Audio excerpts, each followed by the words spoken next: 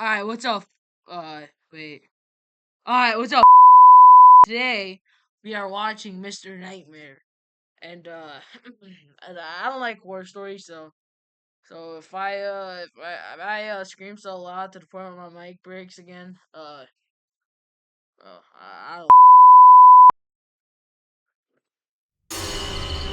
Yo, what the bro? I thought that was about to jump out of my screen, bro. I thought the whole damn pictures would jump out of my screen. This happened a few months ago. I've been driving for Lyft for a few years now, and I usually stick to late night shifts. The roads are quieter and the tips are better, but there is a trade-off. Every once in a while, you get a story that sticks with you, and not in a good way. I'd always thought of myself as careful. I've dealt with my fair share of odd passengers, but nothing, and I mean nothing, even came close to being as strange as what I'm about to tell you. I didn't have a dash cam at the time, and that night was the main reason I installed one. Yeah, I also mentioned I had this new bleep filter here, so like when I say the word like, I don't know, I mean it probably censored it out. It's AI, so yeah. So what's up, my cunt dick mother piece? It started off normal enough, just me and the odd sounds my car would occasionally make. I've got this beat up 2005 Volvo, but it's reliable as hell. The streets were quite literally deserted, which like I said earlier, I preferred. Sometime after 2 p.m., I got a request from a convenience store nearby. Seemed harmless at first, but for some reason, I got this weird feeling in my gut about it. Yo! Bro. I have enough of these, bro. You ever get that feeling like something's off, but you can't explain why? That's exactly what hit me as I drove up. Before I even saw the guy, I figured out why I was getting that gut feeling. The convenience store I was pulling up to was closed. All the lights were off, and there was not a single car in the lot. As I pulled closer, I saw him. I made sure to drive pretty slowly so I could get a good look at him. He was pacing outside the store, wearing this ratty hoodie that looked like it hadn't seen a washing machine in years. I'm not kidding about that. There was literally a hole in the sleeve. His movements were jerky, like he couldn't stand still, and he kept glancing over his shoulder like he thought someone was after him. If I had to guess, he was on something. I probably should have just canceled the ride and driven away. I even hovered my finger over the cancel button, but I didn't for whatever reason. I unlocked the doors, and he slid into the back seat without a word. I regretted my decision the moment I took my foot off the brake. Most people either scroll on their phones or stare out the window, but not him. He just sat there, staring at me through the rearview mirror, not blinking, not looking away, just staring directly at me. I tried not to stare back, but I couldn't help but catch his eye a couple of times.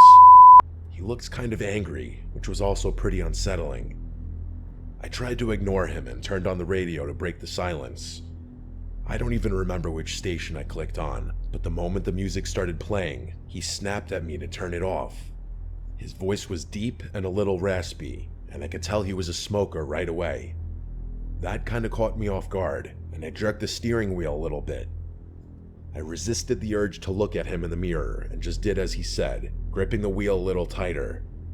I didn't say anything, and we drove in silence for a while. I thought maybe he'd just sit there quietly until we got to his stop. That's what I was hoping for, at least. But then he spoke. I remember the conversation like it was yesterday. He asked me if I ever picked up someone I shouldn't have. That question hit me like a brick. I let out this awkward laugh and said, well, I hope not. I was trying to keep it light, but he didn't react. He just leaned back and muttered something to himself that I couldn't hear. Then he started going on about how he used to be an Uber driver and he quit because some punk stole some stuff from his car. He was slurring his words a bit, so I couldn't make out everything he said, but I got the gist of the story for the most part. I looked in the mirror once or twice while he was telling me the story, and I realized he was smiling the whole time, which was incredibly unsettling. A normal person wouldn't smile talking about something like that. He concluded his story by saying, "It's funny how much trust you put in someone sitting right behind you." That comment was what did it for me. I started thinking about him as more of a threat than just a crazy drug addict. Yeah, give them. Unfortunately, there wasn't much I could do about it. I felt my pulse speed up. I kept my eyes on the road, but my mind was spinning. I glanced at the GPS, focusing on the destination like it was some kind of lifeline, but the guy did not know when to stop talking. He kept babbling about nonsense, some of it concerning and some of it just gibberish. I honestly couldn't keep up. Eventually, he started apologizing to someone, although I don't think it was me. He began insinuating that he had just done something awful and that he was a bad person. He kept saying, "I didn't mean it," repeatedly, followed by a few frantic "I'm sorries." I didn't respond, worried that he'd do something if I did. I didn't know what he'd done or what he was capable of, but I wasn't about to find out. We were only a few minutes from his stop when he snapped out of his muttering haze and yelled at me that I had missed the turn. I didn't miss it. The GPS clearly showed we were on track, but I slammed on the brakes anyway, mostly out of fear. He demanded that I pull over, so that's what I did. Shaking at that point. I just wanted the nightmare to be over. As soon as I shifted into park, headlights appeared behind us. It was a police car. I said a silent prayer and watched as it crept down the road, its spotlight briefly sweeping over my car.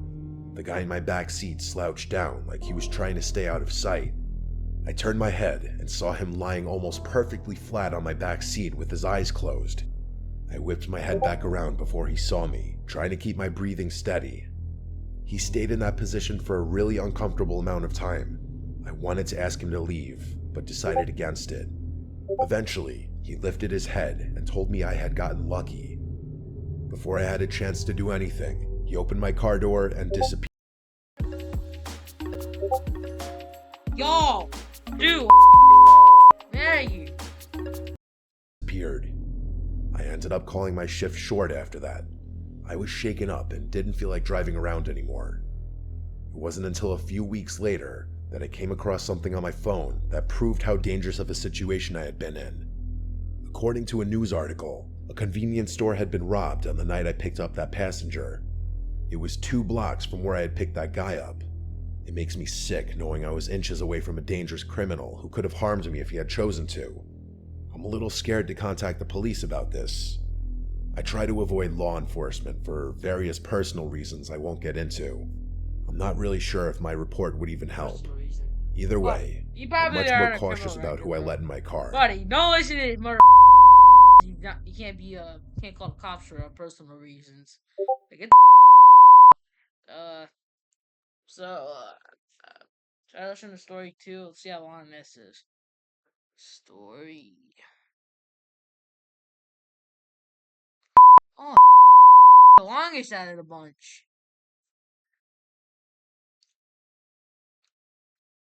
If you want to listen to it though, how long? What does it end?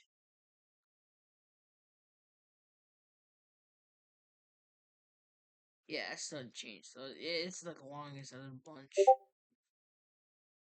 listen to this. We go to Stanford, which has been my dream school since I was like 8. Neither of us are from California. Pretty far from it, actually. We're both from Ohio. Her from Cincinnati, and me just outside Columbus. I think that's a big reason we were so attracted to each other. I think people from similar areas are naturally drawn to each other for whatever reason. Stanford's not a huge school, but most of the student body is originally from California, so us being from the Midwest definitely differentiates us. One of the traditions we've created is how we split Christmas between our families. Catherine's popular amongst my relatives, so her presence is always appreciated and welcomed, damn near expected at this point. Since her house is just a 2-hour drive from mine, we decided early on to spend Christmas Eve with my family, who celebrates Christmas Eve night, and then drive through the night to her house for Christmas Day. Until I met her, I didn't realize that most families celebrate Christmas the day of, not the night before. Oddly enough, my favorite part of the holiday isn't Christmas Eve or Christmas Day though. It's that late night drive.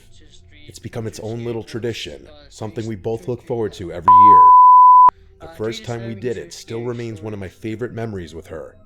Because of where I live, the quickest route from my house to hers doesn't take us on a major highway. Most of the route is quiet back roads, just fields, trees, and the occasional distant farmhouse. It's always really late at night when we do it, so in combination with the secluded route, We rarely encounter any other cars. Bro. It feels like the... I'm 30 pretty on. How did you guys just said they do it late, bro? Bro, I'm not even got that, bro. What the world is asleep, and we have it all to ourselves. Don't laugh, but we always blast Juice WRLD during the drive. His music has been a shared obsession since we met. I know his music is a little cringy, but something about singing the lyrics together is really special. This past Christmas Eve started like any other.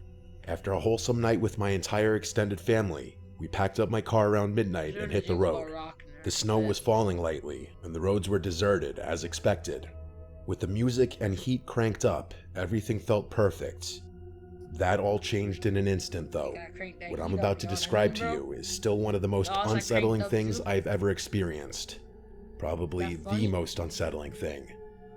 I was driving along when the music was interrupted by my phone ringing. I glanced down, a little irritated that I'd be getting a call this late. It was an unknown number. I ignored it without thinking. Probably a scam call. Those things are constant these days. Catherine made a joke about how committed those call center guys must be making calls on Christmas. I laughed in agreement, and that was that. But then, a few minutes later, my phone rang a second time. I again looked down and saw that it was another unknown number, probably the same one as before. I sighed, irritated, but let it go to voicemail. Catherine glanced at me and raised her eyebrow, but didn't say anything. I tilted my phone towards her to show her that it was an unknown number, and she said, "That's so weird," with a confused look. I didn't respond, instead just shrugged my shoulders. The music eventually resumed, and I tried to take my mind off the phone calls. But of course, not 2 minutes later, my phone rang again. Nigeria, holy God, bro. This feels like a spam caller from Nigeria, bro. Except they're like, hey, yeah, get this, bro. I don't want to eat it. Pissed at that point, cursing under my breath as I fumbled wildly for my phone. I snatched it from the console. What's up? Yo, I have one problem with horror movies and horror stories, bro. Why is everyone fumbling for shit? I remember one time I was watching this one movie, what was it? Forgot. It was a guy with the baseball mask and the chainsaw. You fucking know who he is, I don't know. And like he was going after this one dude, no, Jason, Jason, okay, that movie.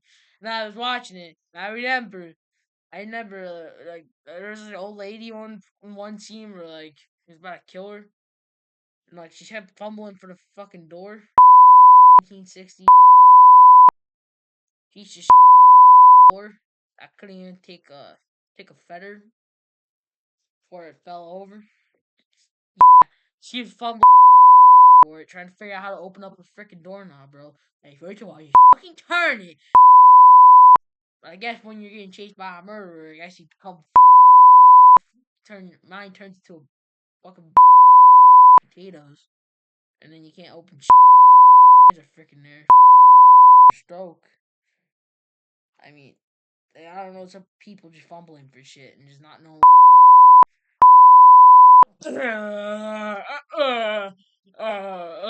What's 1 plus 1 is 1. And swiped aggressively across the screen, ready to tell whoever it was to screw off for spamming my phone. I could tell I startled Catherine as her body tensed up with my sudden movements. In hindsight, I probably overreacted, but I was sick of being harassed. I basically barked hello into the phone with as sharp a tone as I could muster. I expected the scam script to begin, but I was instead met with silence. I turned up the volume in my car and immediately picked up on a faint static coming from the other side of the line. I was about to hang up when a man's voice spoke.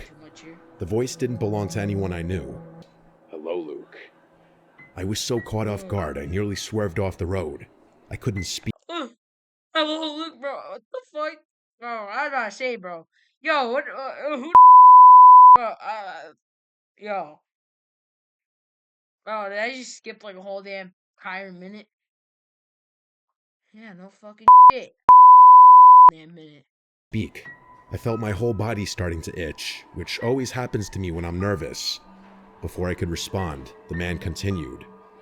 He started reciting personal information, my full name, my address, details about my life that no stranger should know, details that no stranger could know. My mind was racing, trying to make sense of it. I wanted to pull over on the side of the road, but I kept driving like I was in some kind of trance. I considered shouting at him, but decided that anger wasn't the best resource in a situation like this. After he paused for a few tense moments, I finally spoke. I asked him what he wanted in a steady voice, trying to hide the fear I was feeling. The voice paused before delivering the words that made my blood run cold. What do you want? He said that he wasn't here for me, that he was here for Catherine. Catherine? Hearing my girlfriend's name was about 100 times more terrifying than hearing my own, and the horrified expression on her face told me that she was just as shocked as I was. I blurted out that I didn't know a Catherine, that he must have the wrong number. The man chuckled before saying, "She's sitting right next to you." That was too much for me. I pulled over on the side of the road. I had no choice. You know, one thing with Mr. Nightmare is that every damn story, somehow, this back seat, he's to be like laying down between the seat and the back seat, front seat and the back seats. I mean, watch. I'm very confused. I'm gonna, I don't know. My hands were literally shaking in fear. I was about to say something when Catherine reached into my lap in one fluid movement and hung up the phone. Just like that, I literally screamed in her face, demanding to know why she hung up on a stranger that was making personal threats towards us. She didn't answer, just looked at me with wide, fearful eyes. I desperately tried to call the number back, once, twice, 3 times, but it never went through. Catherine told me to keep driving, which I ultimately did, but not before questioning her. She told me she was scared and that I couldn't blame her for hanging up, which I guess was fair. I drove off in silence, but I still couldn't understand why she'd hang up the phone. I don't know whether I was expecting that number to call back, but after about 10 minutes, I felt like it was increasingly unlikely. At one point, I looked over at Catherine and saw tears in her eyes. She told me she didn't feel safe, which I empathized with. Something in the pit of my stomach gnawed at me, though. Catherine and I had been through enough in our relationship to know that trust didn't always come easily. There had been little things, white lies, half-truths, moments where I caught her being less than honest. I knew I was being paranoid, though. How could she possibly have done anything to do with this? The rest of the drive was silent. I didn't play the music again, and neither of us spoke. My mind was still spinning with a million unanswered questions. Who the hell was that guy? How did he know so much about me? Only my family knew where we were driving that.